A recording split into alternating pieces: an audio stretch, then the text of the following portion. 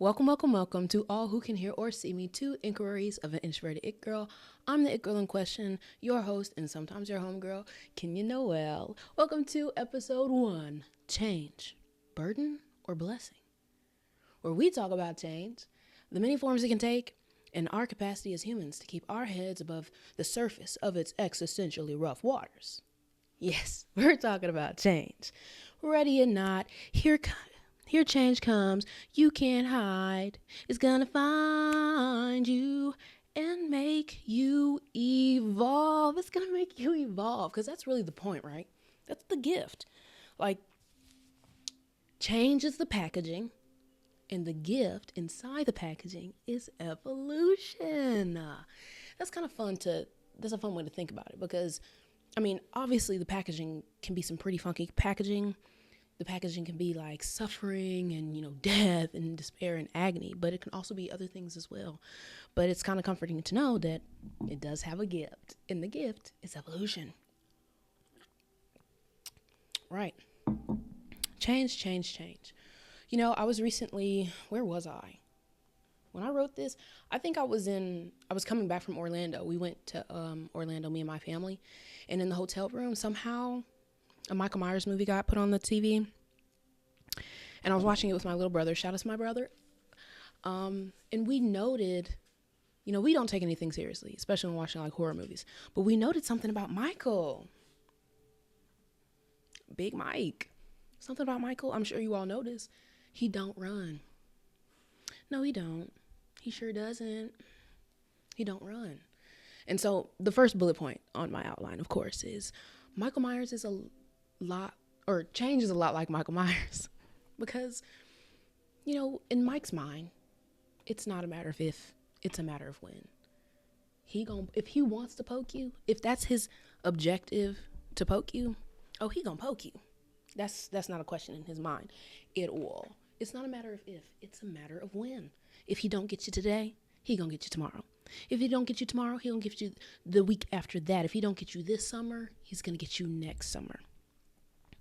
It doesn't matter, much like change, he's unaffected by all these external factors that we think are gonna prevent us from getting, got, right? Like time passing. Mike, I'm pretty sure he did some of his activities in the presence of police. He made quick work of police. He made quick work of people running away. You found safety? Okay. And therefore, this is inevitable. Much like change, there's the outcome is inevitable, and the piper must be paid. And who is the piper? The piper would be nature. And change would be the payment. I'm pretty sure. I didn't really plan on making that metaphor. But, yeah. So, change. I said change a lot, like within the last few moments. So, when I say change, what do I mean? What is change? Well, change is any shifts in circumstance, perspective, or condition. It's life, it's death, it's birth, and everything that can take place in between that. It's changes in relationships, community, connection, culture, physical location, physical appearance, health, routines, patterns. And that's honestly not even everything. But change is a lot of things. But it's most notably the meat and potatoes of the nature of this world. It's running not only through our veins, but the veins of those trees outside, and those woodland creatures, and those blades of grass. Everything you see, love, and interact with, everything you see, love, and interact with is not unaffected by change. And that's just the hand of cards that we're dealt, We got to deal with the hand of cards we got. We can talk about the hand of cards that we would have preferred, or the hand of cards that your mama had, or the hand of cards you had last game. But what about this game? What hand of cards are you playing with now? Right. So we move. And here we have, so what was I saying? Sip of water, please. Y'all like my cup? It's a flower. Mm-hmm. Right. So change is the meat and potatoes of our nature. Like I said, I just said that. It's everything, and everything is affected by change. So why do we resist it? Why are we scared of it?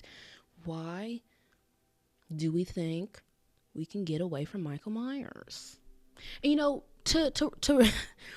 I keep chin checking this mic. Michael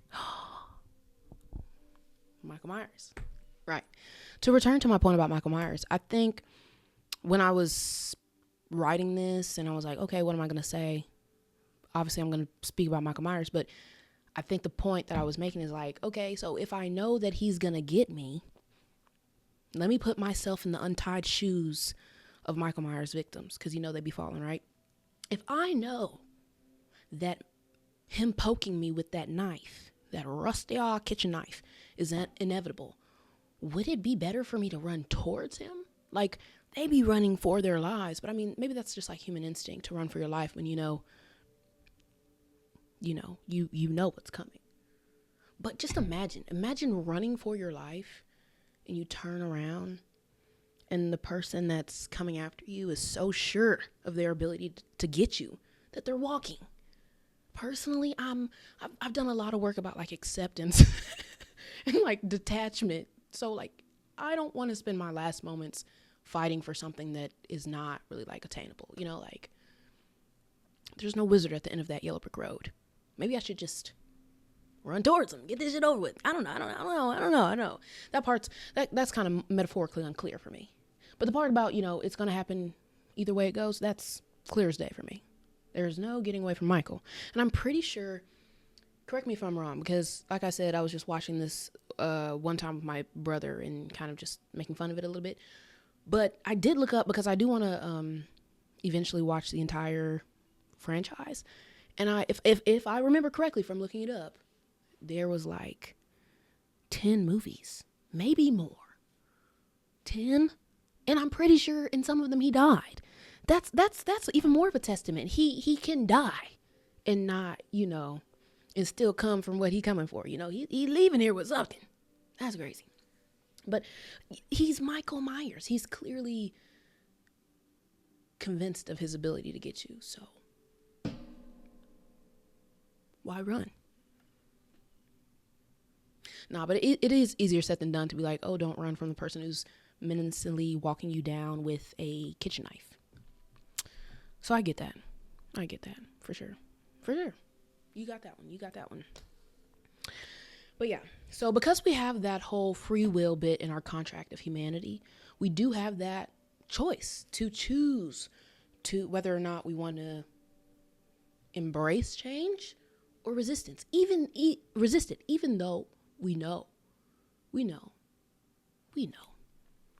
that there's no getting away from Michael. We know that there's no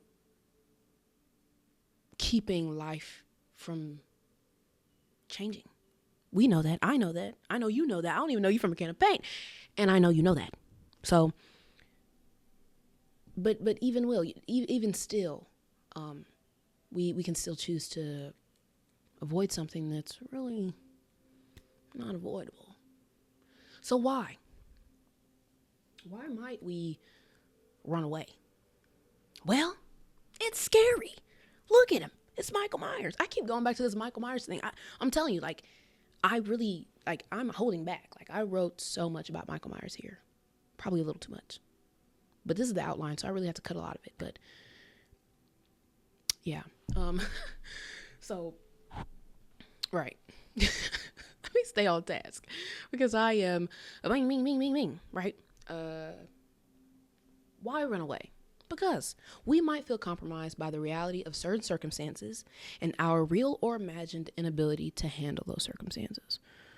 And isn't that the truth? I mean, especially when you have certain conditions around what is or what isn't. Like, if I don't have this, I'm gonna die. If I don't have this, it'll be the end of the world. If I don't have this, I don't know where I'd be. So when that thing changes, it's like, worst possible case scenario achieved, And why might we run towards? change. Running towards change means accepting life as it is in the way that it's been offered to you, whether we're ready or prepared to do so, right? And we're rarely prepared or ready to do so, I found. But it's not about being ready. What did I just sing? Ready or not, here change comes. You can't hide. It's gonna find you and make you evolve. Ready or not, that's the thing. It doesn't need you to be ready. It's gonna happen anyway. But right. All right, so also have here, change challenges our sense of control, comfort, perceived adequacy, and is often associated with integrity, loyalty, and safety, right? Our protection, whether or not we feel protected. And I know I just listed out a whole bunch of things that is like a case against change, like why change sucks. But there are pros and cons to change. There are ways that change can suck, and there are ways that change can suck less, right? So on my con side of this little outline I have here, my brain, I have a lot of differences up here, so I have to have an outline to do something like this. So just bear with me. I'll get better at it, right? So change can cause feelings of instability. It's like a rug being pulled from underneath you with the fierceness of a million suns. Feelings of lack of control. It's usually unexpected. Like a cold bucket of ice water straight to the face, right? It requires learning and presence, making it so much harder to convince yourself that you have it all figured out and you have all the answers, right? And some of the pros to change is that it provides us opportunities to evolve and explore not only ourselves, but this world around us and what's possible for our experience here. Because, let's be honest, we live in a pretty absurd world. It can't only be absurd in one way. It's got to be absurd. I mean, it's absurdity. You can't be absurd in one way. It's absurdity. There are opportunities out there for us to see what's really possible other than hiding from what we don't want, right? So, it also shows us who we really are and gives us clarity on the level or space at which we're currently operating at. Because it's easy to be like, oh yeah, I'm this, I'm X, I'm Y, I'm Z, when you're not in situations that require you to show up and be X, Y, and Z. But when caca hits the fan, when the tide turns, when that rug is pulled, that's your cue. That's when you who you are is. Okay, bar. Right. So, by nature, because of our attachment to like comfort and stuff, when change occurs, it shows us and strips us down to the raw reality that we're currently existing in, right? And the toolbox that we have to handle it. From where I'm sitting, my understanding is that we all have the same capacity, humanity, right? But because there's so many different circumstantial experiences of humanity, we don't all express or navigate that capacity the same way, right? So what I wrote here is that we're all given a toolbox, but if we don't know how to use certain tools, when caca hits the fan, when it really matters the most, you're not reaching for no tool you don't know how to use, right? So when change occurs, we're called to process it with the tools we have, our survival, our means of getting to the next 24 hours. Even if the worst possible case scenario happens, it's us in the toolbox and what we know how to use and what we don't know how to use. So when change occurs, everything is highlighted. It puts like this hot, beaming spotlight on us that shows not only our strengths, our weaknesses, but also what we don't know and what we do, what we're comfortable with, what we feel we can handle, and what we feel we can't possibly handle. And also, most importantly, the conditions we put around not only our safety, but our ability to go on. Scary, treacherous, painful, death, despair, and agony. All that wrapped up in a one little life. That's so like crazy. Right. Oh, that's my timer to cut the camera back on because it will shut off. 1 second. Right. So, also I have here a line that I'm really proud of, and I wrote it down. And I made sure I wanted to include this. The change can be a heavy, unforgiving weight raining down on us at any given moment, making us feel like helpless, wilted pieces of spinach. It's heavy. It's heavy to be alive in this world and be present with the nature of it and how it's really up in the air. And you have to be sure of yourself to some degree in a world that is like a book that's not even been done written, which is way easier said than done, right? And I can acknowledge this. I think we all can acknowledge this, no matter how strong you are, how high value you are, how many pants that you have that are older than all these new age soft-handed baristas. You know, and I say that because you know, it's heavy. It's heavy. It's heavy. There's no denying that it's heavy, right? And somewhere along the line, the timeline of like life on Earth, humans said, okay, this kind of sucks. I know a way to make it easier to deal with. Let's just not deal with it at all. Let's reduce it to something that it's not.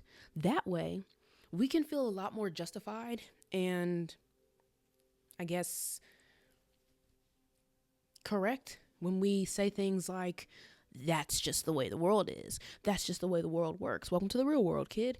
And we can, it makes it a lot easier to feel like you know exactly how everything works and you have all the answers, when I know you don't, you know you don't, and I know you don't. I even know you from a can of paint, and I know that you don't have all the answers. How you got all the answers?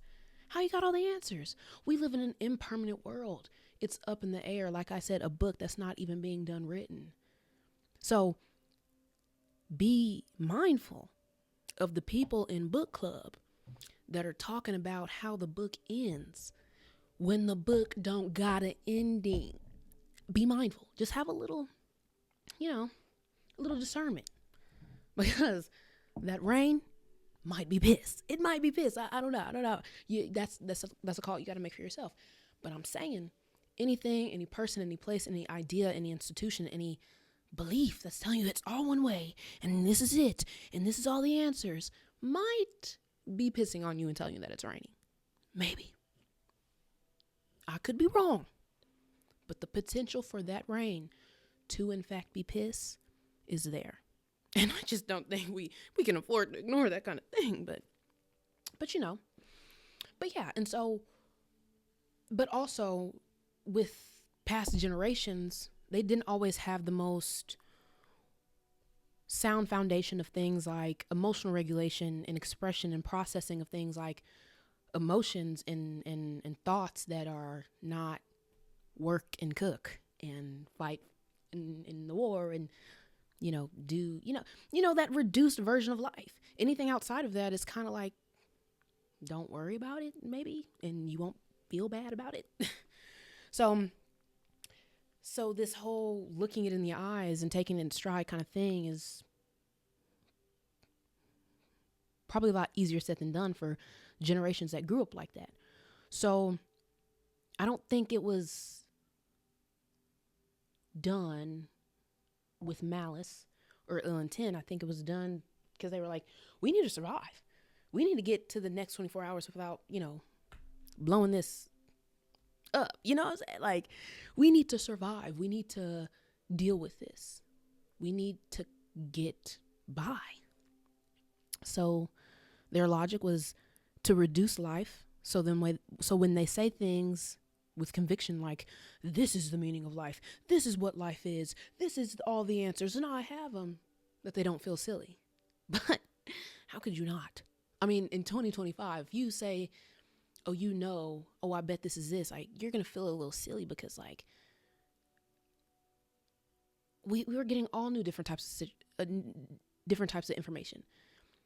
And especially with our current state of affairs, I think we're actually experiencing the catching up of consequences of people before being not only so convinced that they have all the answers and that the world works one way, and this means this, and boy means blue, and pink means girl, and if this is a good person and this is a bad person, and stuff like that, and being so attached to those concepts that now when information of like harm or things being completely different than what we thought they were, it's kind of giving us whiplash because we're coming from generations of people who just said, well, if it seems like it, then it must be it.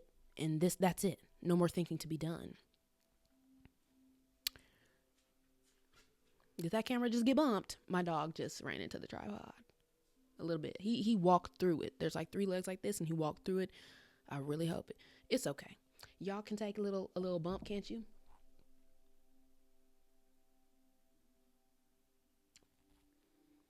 Right. Right. So yeah. It was so what am I trying to say? I'm trying to say that resistance to change, not looking, life square in the eye, at one point was framed as being realistic and just the way the world worked, right? Which leads me to this question that I have here. I'm like thinking about things as I'm saying things. It's kind of crowded up here. But here's the question. I'll say that and then I'll get into what I was saying. When adapting to shifts in reality, is it truly empowering to resist change or rather disempowering to accept it? Now, I say that meaning, like I was saying, people thought their control and their comfort relied in reducing life to what they understand to be all there is, right? But the issue with that is that when you define all there is in such a reductive, attached way, anything outside of what you believe to be all there is can become a direct threat to what you believe. Anything you don't believe, anything you don't understand, anything you don't prefer, anything you don't predict or is in your catalog and your binder of all the answers that you have is going to be a threat to you. Right? Following? Does that make sense? It's making sense up here. Let me know. And that's just not sustainable for anything that you don't understand, anything that you don't prefer, anything that you don't immediately align with, to be a direct threat. Because now you're sending, you're going into crash out mode for something that's not crash out worthy.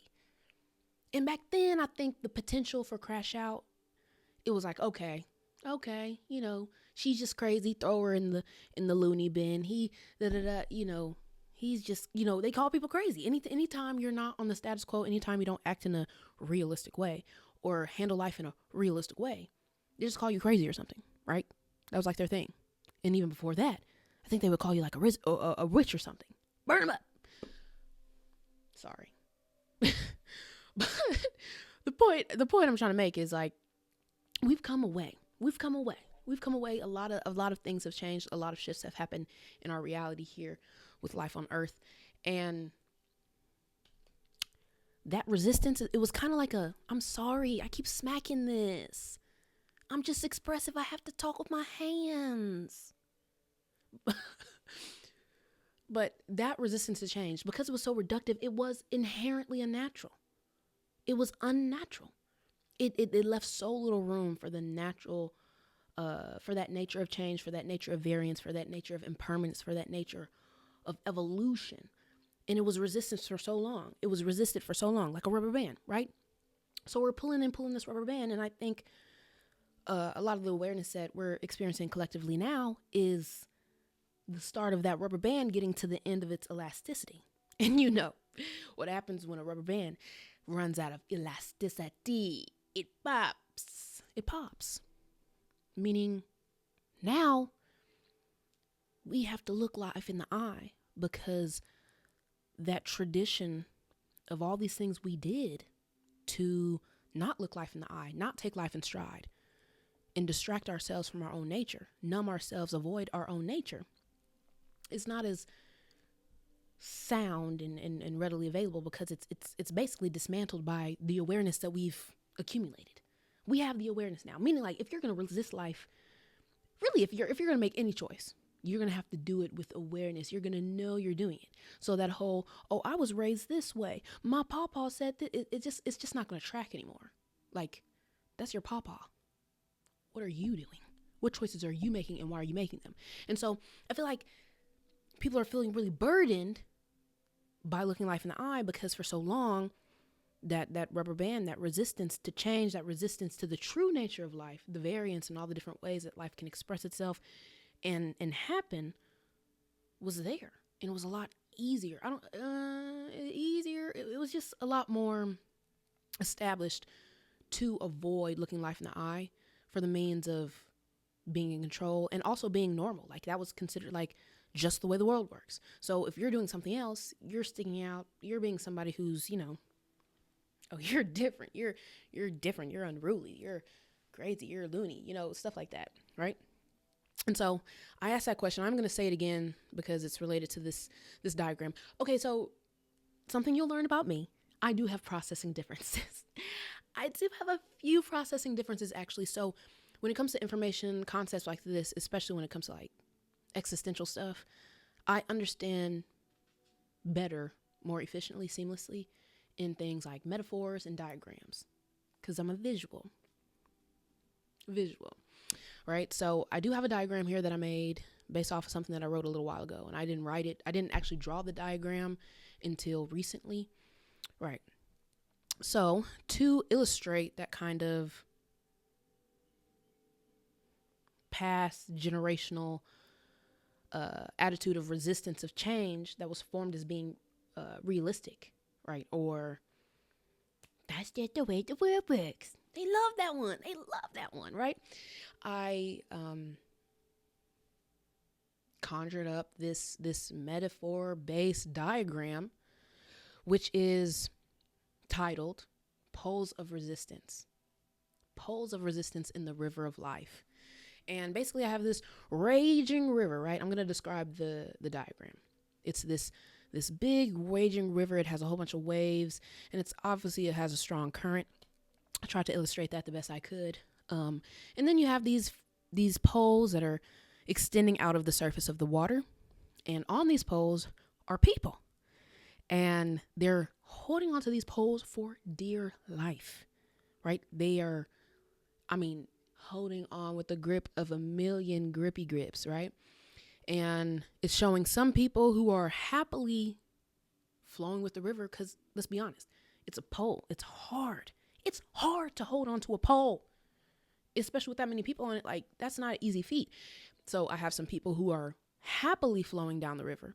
I have some people who are accidentally, after tiring from holding onto the poles for so long, they are either, I'm not exactly sure if this guy is jumping or falling, but he is not on the pole no more.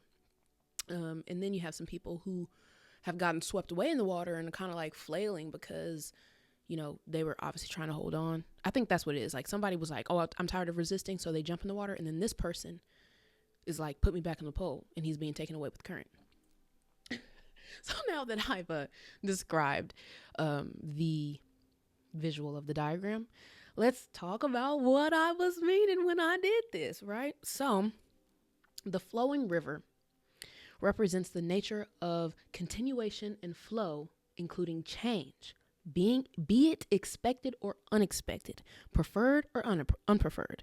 The poles that are sticking up out of the water represent our efforts to avoid or prevent our experience of that change, right? AKA sticking to the status quo to no end as a means of safety or circumstantial control, as I was mentioning earlier. Just think of the rubber band. I'm gonna just say the rubber band, because I don't want to, I could repeat myself, but if I get too caught up in repeating myself, I'm going to miss out on like what I was about to say next. But right. So in this diagram, resisting the flow of the river, the natural flow of the river. Also important to know about rivers. Most people probably know this about rivers. Rivers flow in the direction they're flowing. But guess what? The current can change. It can change. It can change. And that relates to the uncertainty and the impermanence of life, the fact that it can go this way, that way, and you don't really have a say. Life is going to go in the direction that it goes. You're going to get dealt the hand of cards that you get dealt. How are you going to play? You know what I'm saying? That type of thing. But if you're reasonably so intimidated or fearful of that, you can resist it. You can make the conscious choice to resist the flow of the river by holding on to these poles. And I think that kind of generational resistance to change is these poles. People have sold resistance to change as being realistic and abiding by the way the world works. But guess what? It changes. And you're not, I'm like yelling into this mic, and you're not accounting for that change. You're not accounting for that change when you're holding onto the poles. You're not even in the water. You're on the pole. On the pole. But yeah, so in this diagram, resisting the flow of the river is realistic social standards, often framed as like being disciplined or, on a good path, a nice, trustworthy path, right? And accepting going with the flow of the river can get you perceived as crazy, lost in oblivion, out of control, or doomed to fail because of, you just don't know. It's just so uncertain. Life is uncertain, baby. It don't matter if you have a 10-year plan where every day of that 10 years is charted down to the hour. It's going to be uncertain either way because that's just the nature of this world. It changes. It's moving. It's breathing. It's living. It changes. And just because you have a 10-year plan and you're doing exactly what you were told to do,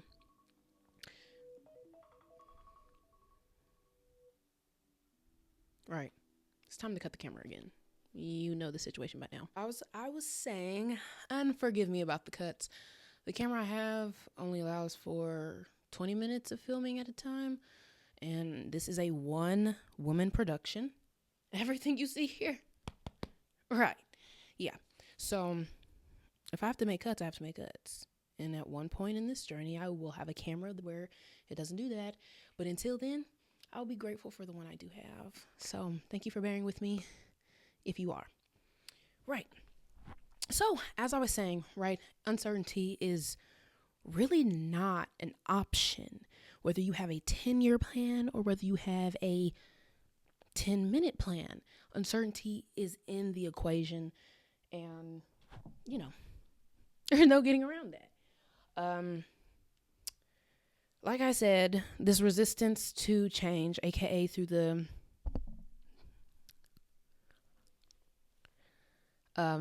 diagram of the river, aka the resistance of the flow of the river, natural flow of the river, which is subject to change, is often depicted in the status quo to no ends, like I said, as a means of safety and circumstantial control.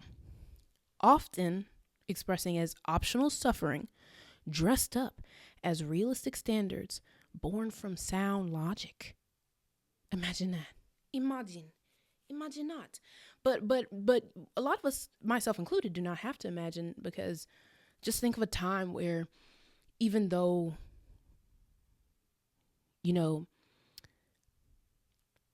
maybe you found the variables you needed to get to where you're going and progress and evolve from where you are, because of the perception of what that means for your reality, you may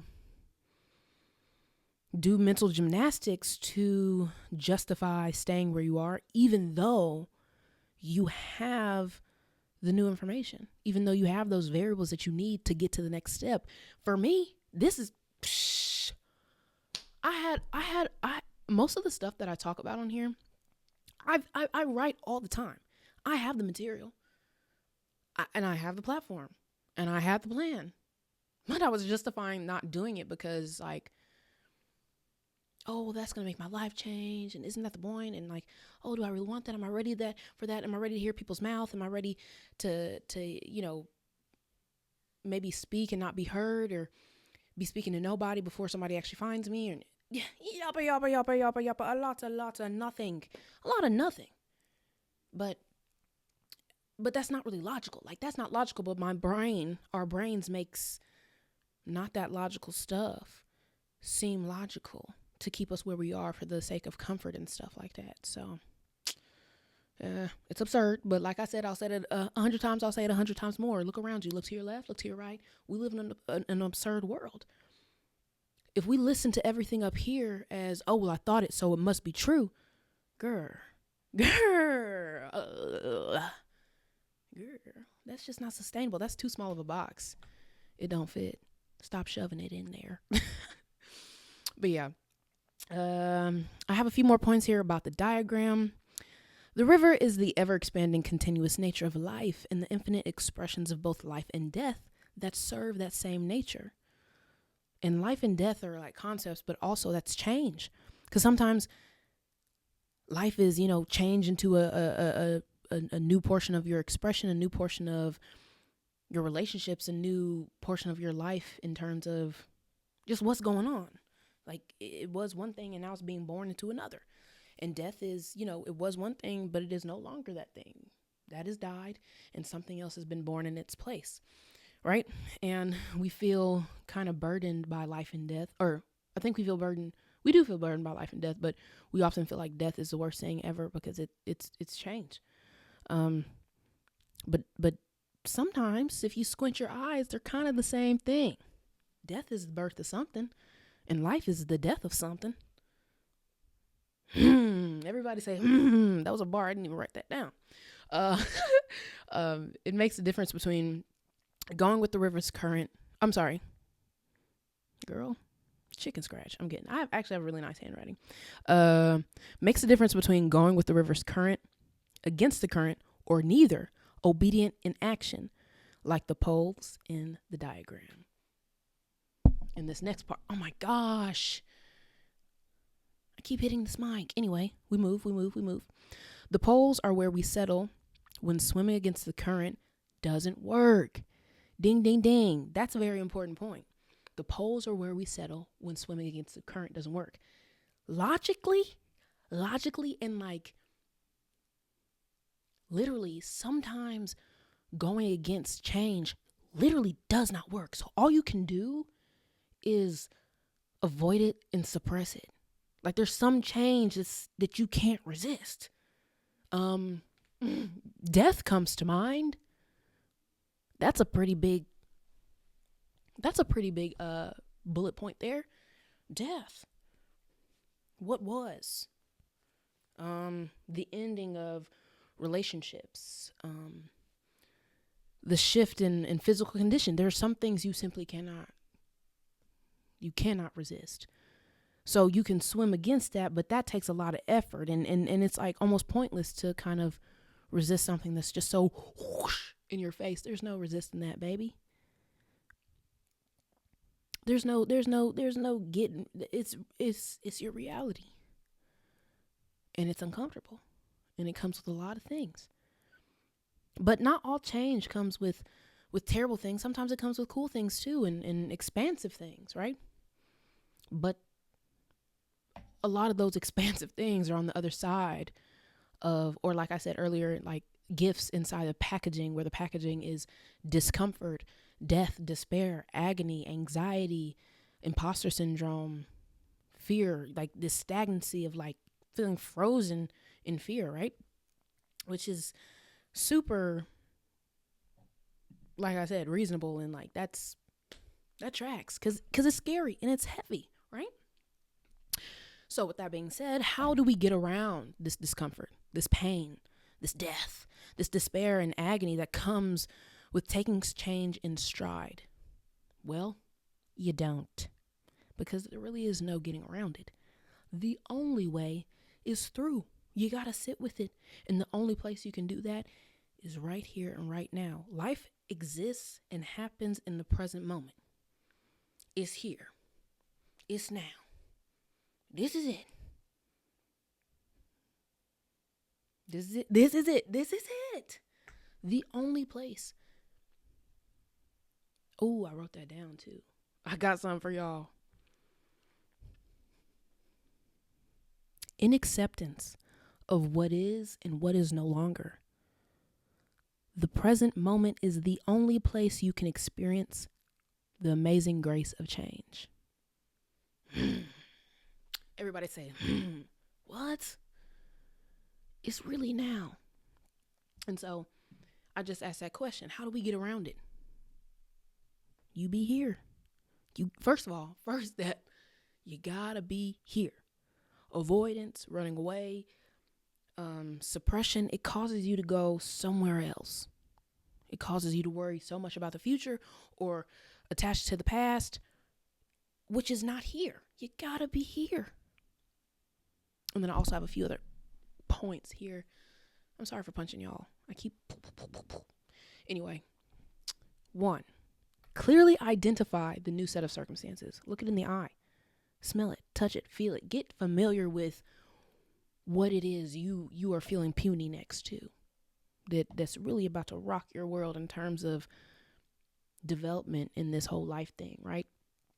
2, accept them as real. And the only place you can do that is here, right now. If you're not here, where are you?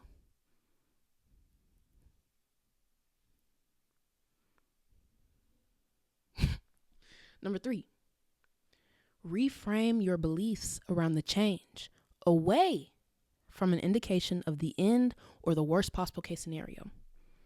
The reason, a lot of the times, why change seems so daunting is because at a core foundational level, we associate our ability to be safe and our ability to go on with things being what we expect, things being what we prefer, things being what we understand. And if that's the conditions you got on your life, oh, well, as long as I have this in control and I know this and this happens and it's expected and I understand it, then I'm good. You ain't ever gonna be good. Sorry. I'm just the messenger. You ain't never gonna be good. Like ever. And I don't even use the N-word. Never.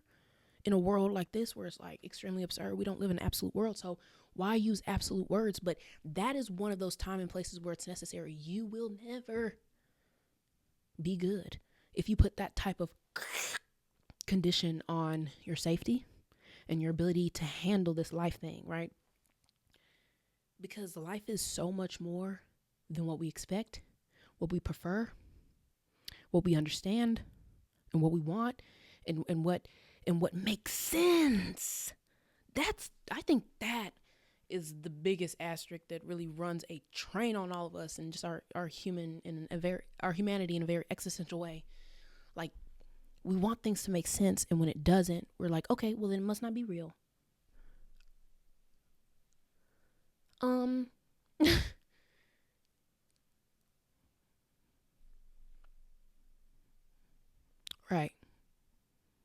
Right. And then I have a fourth point here, which is what I just said. Identify the conditions we put around our safety and ability to go on. Being intentional about identifying, looking those conditions in the eye, because you gotta go within to figure out what your conditions even are. You know, when you're in your fear, you can't look that in the eye. But you can do it while being scared, for sure. Really look at, okay, so if I'm feeling this, what do I have to believe about my safety? What do I have to believe about this life in order for me to feel so stuck in fear? Like, if I can't move, what do I have to believe to think that the only place I can be safe is in time that is no longer, in a condition that is no longer. That was then, this is now. And that's going to keep happening as long as we keep waking up and drawing oxygen into our lungs. We're offered more life that is just as subject to change. Just as subject. Just because things work out doesn't mean it won't change. Just because things go terrible doesn't mean it won't change. And that's why I called it the amazing grace of change. It's actually a grace that we live in a world of continuous and permanent change. Because the best that it can be is not the best that it can be, and the worst that it can be is not the worst that it can be. But those are comforting in different ways. Because when things are really bad, you can remind yourself, okay, well, it has to change. But also when things are really good, you also think like, oh, this is going to change. What a doozy. What a doozy. What a double-edged doozy. Right? And all of this is a part of the narrative that we reaffirm in our life through our feelings, through our thoughts, through our actions, and our choices. And that's like the program that we've been running off since we got like spawned into this map, right? Into this world, since we were born, since we emerged, right? And that program has like a fat stack of beliefs and that you've accumulated since your birth. And time is going to pass anyway. But if time passes and you never look at that program, it doesn't matter how long ago that program was established. That's the one you're going to run. Right? Like computers, similar to computers, right? Computers that run and function from a programmed code, we humans with our lives carry out and express our core foundational beliefs. Meaning, if it's there, it will be expressed in some way, shape, or form, inevitably, whether we're conscious of it or not, right? So it serves us and does us a great service to be present and intentional about that code that we're running off of, going within ourselves, affirming ourselves to, if we need to, rewrite those conditions, rewrite those beliefs, replace that foundation. I actually have a article on my Substack, an essay on my Substack that is, I think it's titled, "What Frames Are You Seeing Life Through?" or something like that. And I make the big metaphor. I actually really drag that metaphor out. It was a metaphor of describing life like a house, and the things that you believe and the frames that you see life through are like the foundation of the house. It was actually a pretty in-depth essay. It was my first one on Substack. I'm proud of it. I'm excited to see how my writing develops on there. But I'll put a link to it below if I remember. But yeah. Right. And so why? If I'm somebody who is weighed down by all this, even if I'm aware of how this works, why would I take life in stride? Why would I try to be purposefully intentional about taking it in stride when I know it's gonna suck? It's gonna hurt. And it might not hurt sometimes, but other times it is going to. So why should I be intentional about like not thinking that that's the end of the world? Why? Well, it just helps us handle this absurd situation, human life on Earth, in a more sustainable way. Because as I just mentioned, change is often in our minds can be associated with the worst possible case scenario. Everything's going right. Everything's expected. Everything's understandable. Great. Happy. Perfect. Something changes. Death, despair, agony, worst possible case scenario. Crash out. That's just not sustainable. That's way too polarizing, right? So if you don't get familiar with ways to be open to all the different ways this thing can go down, then okay, it's time for me to cut the camera. I'll be right back. Literally in a momento. But yeah, the point of this is, like I was saying, the point, why? It's to be intentional. Being intentional about a situation like this, human life on Earth, that can go in so many different ways. It can really aid us in handling it in a sustainable way. Like I said, it's the difference between, thinking that when things are going right, that's good. That means your life is good. It's correct. And then when things change in a way that's unexpected or unpreferred, or in a way that doesn't make sense to you, it must be an indication of the end of days. Call the rapture warriors. Like that's just It's so, that's so polarizing. You know, it's that's not sustainable. That's such a small box, and it doesn't fit. Even though we do a lot of effort to shove it in there, it just doesn't fit, babe. Right? So, being open to all the different ways this whole life situation can go down, um, can help us. Like I said when I first started this, you know, keep our heads above the water during periods of great change and potentially really unexpected change that's like not just a rug being pulled from underneath you, like a rug from being pulled underneath you, a bucket of ice water to the face, and then getting like slapped a few times, and then getting pushed off a cliff, and then getting caught by an eagle in the air, and then getting dropped into into a open active volcano by that eagle, and then getting singed by the lava, but then getting ripped out of the lava just in time, just before you die, but you're still burning, like, you know, stuff like that. Like that was obviously a bit more imaginative, but you get it. You know exactly what I'm saying. You know exactly what I'm saying. Having some type of way to, you know, wade those waters of all this change that can happen, or having no way to do that can cause panic and cause us to, you know, throw the baby out with the bathwater prematurely, right? And it's like thinking the world is ending when it's really just going through those shifts in a time where we are more aware of ourselves and what's going on around us. And that can be the difference between, you know, accepting that change, making a plan to get through it, or crashing out because your panic is telling you, oh, well, since this is something we didn't expect, or since this is something that really hurts, this must be the end of days. This must be the sweet bitter end, and this is where we fly this plane into the side of that cliff. You know, because that's gonna happen. I feel like, talking more about the, did I say this? If I did, you know, so, talking more about the pole diagram.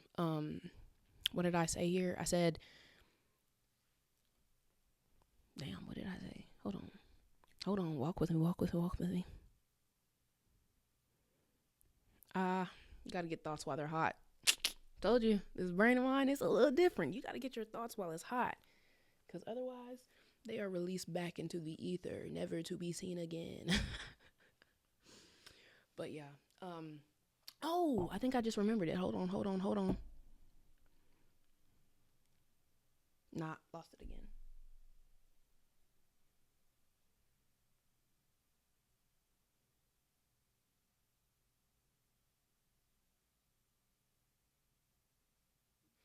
Oh, I think I was saying that all these shifts in our collective awareness is like suddenly those poles that we've used to resist the flow of the river have grease on them.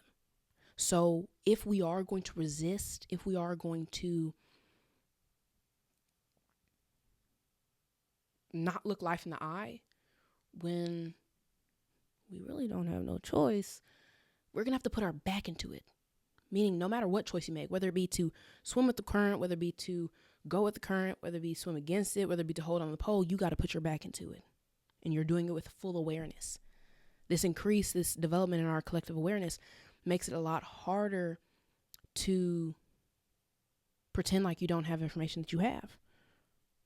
I think I did say that. No shame in a little emphasis. But yeah, so when we take the time to be intentional about our ability to take change in stride, it's a lot harder for us to crash out, because we have that awareness that this is not the end. This is not the death of me. It may feel like death, but if I didn't have life, I wouldn't be burdened by life. I think that's an important reminder. Like, we feel like we're dying, but that's an indication that we still kicking. That's an indication. Because if we didn't have life, we would not feel burdened by it. I promise you that. We wouldn't even need to be having this conversation. If we were, none of this would be necessary. Because we would be. So that's something else to chew on. And I also wrote here, I wrote this particular part a while ago. So I'm kind of laughing at this. Um, I said, when you don't prepare yourself, or when you don't practice taking change in stride, that crash out potential is higher. This next bullet point says, it's basically doing a mercy kill on someone who's only been shot in the foot out of panic and fear and unfamiliarity with the situation of somebody being shot. That you put them out of the misery that they weren't in, and you make a call in a situation that simply did not call for that. You make a decision, a rather lasting decision, in a situation that did not call for that. And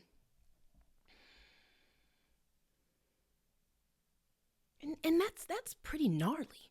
Seeing somebody get shot, like, that's pretty gnarly. But mercy kill? Mercy kill on somebody who at worst would just lose a foot? Like, that's gnarly. Are you kidding me? So yeah, life can put you in some pretty sticky situations that really throw you. But you gotta know how to be where your feet are to figure it out and look it in the eyes, so you don't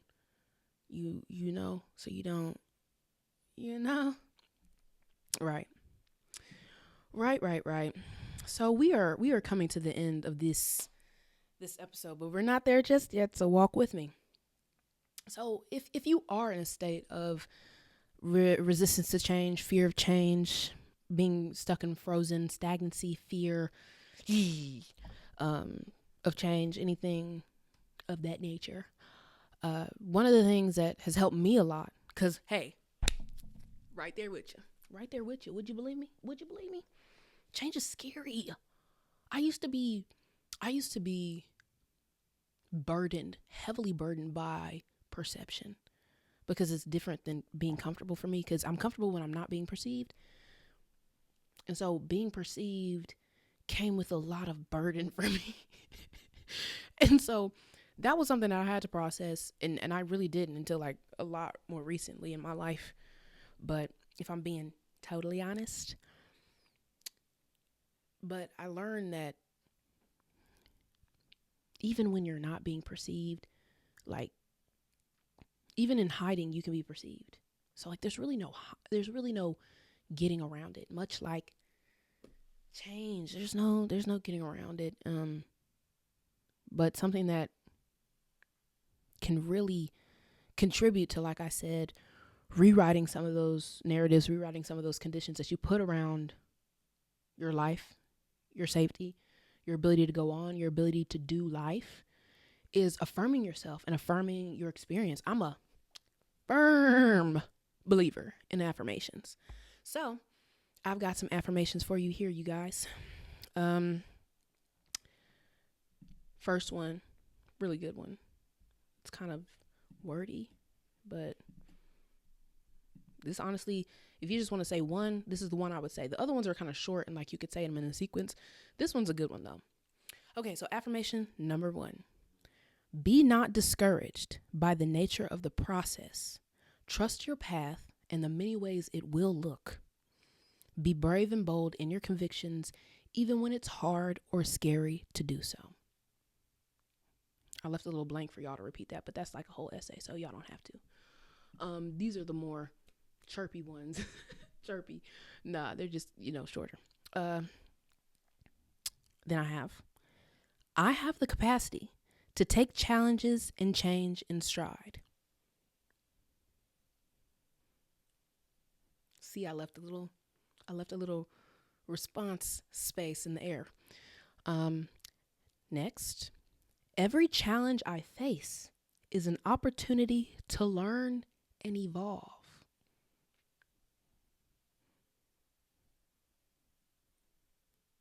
Right. I trust myself to navigate pain, fear, and uncertainty using what I've learned, what I am currently learning, and what I will eventually learn.